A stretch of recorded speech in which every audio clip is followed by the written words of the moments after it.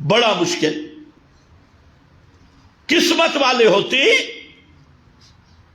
اب یہ سارے یہودی آپ کے انتظار میں تھے مدینہ منورہ میں. وقت بھی بڑا کم ہے تو موضوع بھی بڑا مشکل ہے. یہ صدیوں سے انتظار میں تھے کہ یہ نبی آخر الزمان کی ہجرت کا مقام ہے. اور جب آپ آئے فکفروا، سب سے پہلے منکر یہی بن گئے، دشمن بن گئے. تو عبداللہ ابن السلام نے کہا یا رسول اللہ میں چھپتا ہوں، میری قوم کو بلاؤ اور ان سے میرے متعلق ذرا پوچھو میں کون ہوں. یہودی آ گئے، آپ نے پوچھا کہ عبداللہ ابن السلام تم میں کیسا آدمی ہے؟ انہوں نے کہا کریم ابن کریم، کریم ابن کریم. وہ آپ بڑا معزز، اس کا دادا باپ بڑا معزز، اس کا دادا بڑی عزت والا. جب یہ تعریفیں کر رہے تھے تو عبداللہ ابن السلام اندر سے نکلے اور زبان پہ کلمہ شہادت تھا. فوراً جب سنا نا انہوں نے کہا شریر ابن شریر، یہ خود بھی بدمعاش ہے، اس کا باپ بھی، اس کا دادا بھی، ان کے قریب تو شرافت آئی نہیں. فوراً اپنا بیان بدل دیا کیونکہ مقصد کے خلاف کام ہوا. تو حضرت عبداللہ ابن السلام کے ذہن میں ایک بات آئی کہ اسلام میں اونٹ کا گوشت کھانا ضروری نہیں. ایک آدمی ساری زندگی اونٹ کا گوشت نہ کھائے وہ گناہ گار نہیں ہے. کیا خیال ہے آپ کا فتویٰ؟ اور یہودیت میں اونٹ کا گوشت کھانا حرام ہے. تو انہوں نے ذہن میں سوچا کہ میں اونٹ کا گوشت نہیں کھاؤں گا. کوئی ضروری تو نہیں، اسلام میں فرض ہے اونٹ کا گوشت کھانا، واجب ہے، مستحب ہے نہیں، مباح ہے، حلال ہے. ذرا اندازہ کرو، ایک ایک کڑی کا اندازہ کرو، سے اونٹ کا گوشت نہیں کھاؤں گا. اور دوسرا، اسلام میں کہیں نہیں کہ ہفتے والے دن ضرور کام کرنا ہے. ایک آدمی ہفتے والے دن کام نہیں کرتا وہ گناہ گار نہیں ہے اگر کوئی اور وجہ نہیں، بے شک سویا رہے. تو ہفتے کے دن کام کرنا ضروری نہیں. اور یہودیت میں ہفتے کے دن کام کرنا ناجائز ہے، ممنوع ہے. تو انہوں نے کہا دوسرا میں یہ کام کروں گا کہ ہفتے کو چھٹی کروں گا. بس یہ دو کام، اونٹ کا گوشت نہیں کھاؤں گا، ہفتے کو چھٹی کروں گا. کوئی اتنی بڑی بات تھی یا چھوٹی بات تھی؟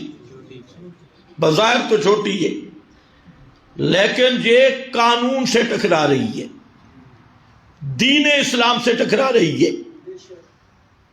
اللہ نے آیت اتاری یا ایھا الذین آمنو، اے ایمان والو، ادخلوا فی السلم کافہ، پورے پورے اسلام میں داخل ہو جاؤ. یہ آدھا تیتر آدھا بٹیر نہ بنو کہ یہودیت کی رعایت بھی رہے اور اسلام بھی رہے. نہیں، ادخلوا فی الاسلام کافہ، پورا پورا اسلام میں داخل ہو جاؤ، دو رنگی نہ ہو. آپ اندازہ کر لیں باتیں کتنی بظاہر معمولی ہیں، لیکن چونکہ دین پہ زد پڑ رہی تھی، قانون محمدی پہ زد پڑ رہی تھی، اس لیے حکم دیا گیا خبردار، کسی دین کی کوئی رعایت نہیں. تم ڈنکے کی چوٹ پہ کہو اننی من المسلمین، میں پکا مسلمان ہوں. آج میرا بھائی ذرا سوچ، عبداللہ ابن السلام نے تو دو باتیں کی تھی اور بظاہر وہ بھی کوئی جرم نہیں تھا. اور میرا اور آپ کا حال کیا ہے؟ گھروں میں اسلام ہے یا یہودیت ہے؟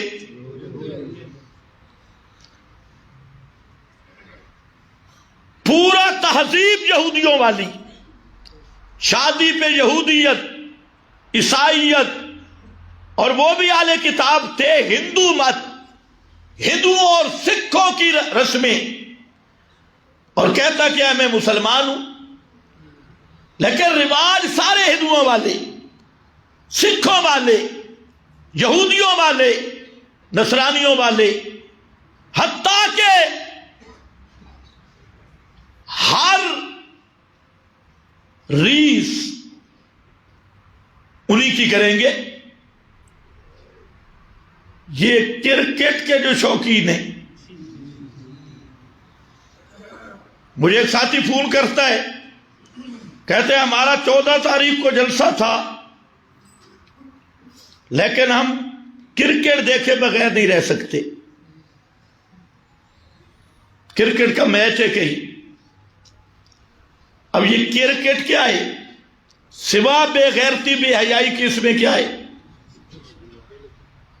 یہ انہی یہودیوں عیسائیوں کا وہ پروگرام اور پلان ہے کہ جہاد کے متبادل کھیل ان کو دیا جائے۔ مسلمانوں کے ہاتھ میں بلہ نہیں ہوتا تھا، تلوار ہوتی تھی۔ یہ کرکٹ کی ٹریننگ نہیں ہوتی تھی، نیزہ بازی، تلوار بازی، جہاد کی ٹریننگ ہوتی تھی۔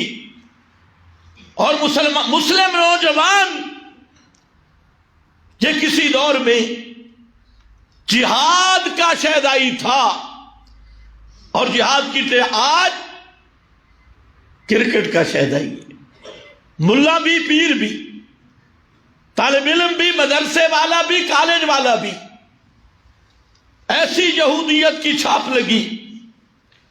پچھلے دنوں ہم گاڑی میں تھے تو وہ ڈرائیور مجھے عجیب ایک بات کی، میں اس وقت سے سوچ رہا ہوں، گاڑی وہاں رکی تو دوسری گاڑی میں ہماری نظر گئی، جتنے آدمی بیٹھے تھے وہ اشارہ تھا، تو گاڑیاں رکی ہوئی تھی، ہر آدمی فیس بک میں لگا ہوا ہے، کسی کا کوئی واقف نہیں، ہر ایک کے سامنے اپنا موبائل ہے اور کھیل رہا ہے۔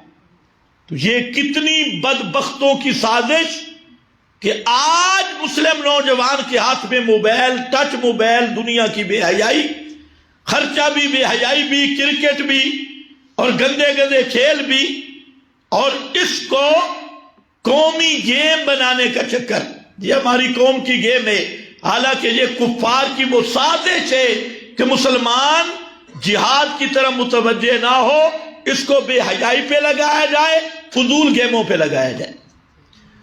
ابھی نیٹ پہ کتنی گیمیں آ گئی، چھوٹے چھوٹے بچے ماہر ہیں، صبح سے شام تک گیمیں کھیلتے ہیں۔ اب جب جس قوم کی یہ حالت بن گئی، وہ دین محمدی کا وعدہ کب بلند کرے گا؟ غلبہ دین کی بات کب کرے گا؟ غلبہ دین کے لیے تو فرصت ہی نہیں، اور ساری بے حیائی فحاشی میں بیٹے تو بیٹے، بیٹیاں بھی ماشاءاللہ ٹچ موبائل پہ بیٹھی ہیں، اور یہ حاجی صاحب، نمازی صاحب اور مواحد صاحب یہ پھر رہا ہے کہ میں بڑا غیرت والا ہوں۔ جوان لڑکی کو جب ٹچ موبائل دے دیا تو دیوسوں کے سینگ نہیں ہوتے، اس سے بڑا بے غیرت دنیا میں کوئی نہیں ہے۔ یہ اپنی ماں، بیٹی، بہن، ان کو خود زنا پہ لگا رہا ہے، بدکاری پہ لگا رہا ہے، فحاشی پہ لگا رہا ہے، اور اس کی مونچھوں میں بھی فرق کوئی نہیں آیا اور چہرے پہ بھی فرق کوئی نہیں آیا۔ تو یہ دیوس ہے، اصلی دیوس۔ تو خیر، دین اسلام پہ راضی، رضیت لکم الاسلام دینا من یبتغی غیر الاسلام دینا فلن یقبل۔ دین اسلام سے ہٹ کے کوئی دوسرا دین لیا، نہیں یقبل۔ یہ 11ویں والا دین کہاں سے آیا بھائی؟ یہ جو تو 11ویں دیتا ہے یہ دین اسلام ہے؟ اسلام میں تو گاف ہی نہیں، اسلام عربی ہے اور عربی میں گاف نہیں ہے۔ تو نے 11ویں کہاں سے نکالی؟ یہ کل 40 میں یہ جو پورا اصلی دین پر بدعات کا گرد ڈالا ڈال دیا اور اصلی دین ایسا چھپ گیا کہ خدا کی قسم اس کی پہچان ہی مشکل ہو گئی. سیعود و غریبا، وہ اجنبی بن گیا اور اصل دین کی پہچان ختم. اور ہے کیا؟ سب ملا کا لیٹر باکس، کھانے پینے کے پروگرام. اور اگر تم ان مولویوں کے یہ پیسیں، یہ کھانے پینے کے پروگرام یہ ختم کر دو، خدا کی قسم یہ بدعات خود بخود ختم ہو جائیں گی. اچھا، فراڈ اتنا ظاہر کرتے ہیں لیکن لوگ کتنے سادے ہیں. اے جی، اے 5,000 تو لے لے، ملک ہو گیا، اس کی ملک ہو گیا، اس کی ہو گیا. اے گول دہرے سے ملک ہو گیا، 100 بندے سے پھر آیا، اب یہ 5 لاکھ ہو گیا، اس کا قرضہ ادا ہو. ایک تو کسی بچے سے دکاندار یہ فراڈ کرے، وہ بچہ بھی قبول نہیں کرے گا، لیکن یہ اللہ سے فراڈ کر رہا ہے. اور اللہ تعالیٰ سے فراڈ کیا کر رہا ہے؟ بس یہ تھا تو 1000 یا 5000، وہ جب 100 آدمیوں کے اندر سے پھر کے آیا تو وہ 1,00,000 2,00,000 5 لاکھ بن گیا. اور یہ خدا کے نام پہ فراڈ کر رہا ہے. تو میرا بھائی، بدعات والا دین یہ دین اسلام نہیں ہے. دین اسلام وہ ہے جو الیوم اکملت لکم دینکم.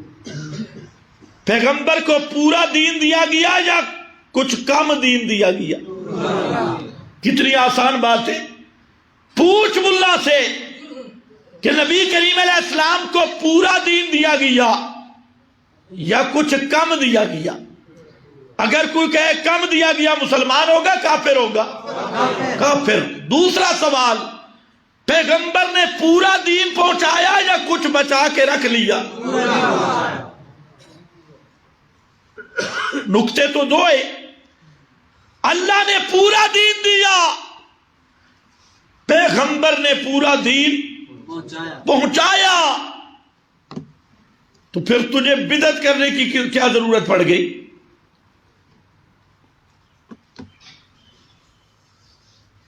بالاسلام دینا باب محمد نبیہ، محمد کے نبی ہونے پہ خوش ہوں. آپ نے دیکھا، فرمایا سنو تورات کے برک پڑھنے والوں، سن، لو کان موسیٰ حیا ما وسع لہ الا اتباعی. تو تورات پڑھ رہا ہے، اگر صاحب تورات خود زندہ ہوتے تو وہ بھی میری اتباع کے بغیر کامیاب نہ ہو سکتے. تو پیغمبر کی بعثت کا پہلا مقصد کیا ہے؟ کتاب اللہ کی حکمرانی، کتاب اللہ کی حاکمیت، کہ قرآن حاکم ہے، باقی ساری کتابیں محکوم ہیں. قرآن مطبوع مطلق ہے، باقی ساری کتابیں تابع محض ہیں. یہ پہلا نقطہ ہے بعثت کا. وقت ختم ہو گیا. آئندہ انشاءاللہ 1:45 یا 1:40 پر